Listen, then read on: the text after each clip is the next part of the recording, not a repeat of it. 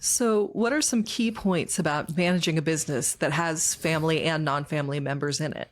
When you're running a business, you have to make it obvious that everyone is going to be treated fairly, whether they are in your family or not.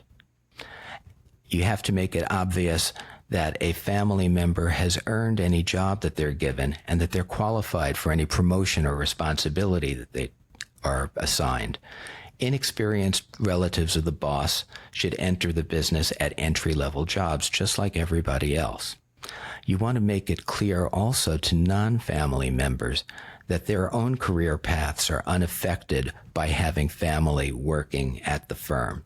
And if you're determined to keep the top decision-making positions inside the family, you should do that as a way of maintaining the firm's mission and values. You don't do it just to make sure that the highest paid jobs go to relatives. Every employee, whether they're family or not family, should be paid everything that they're worth to the business, but not more.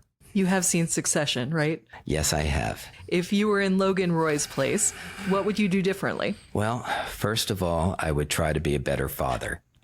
Then I would try to raise nicer kids.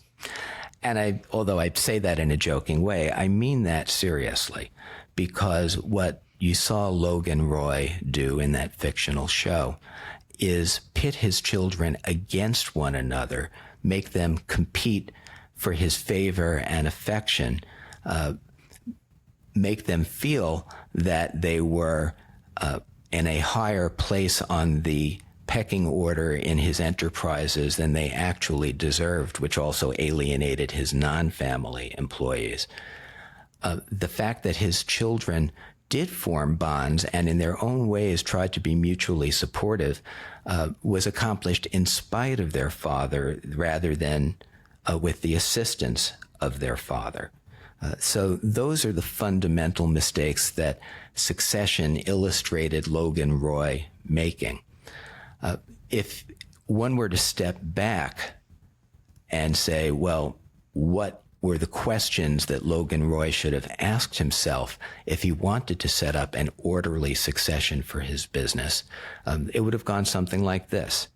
Who's going to own it? Who's going to control it? And who's going to run it?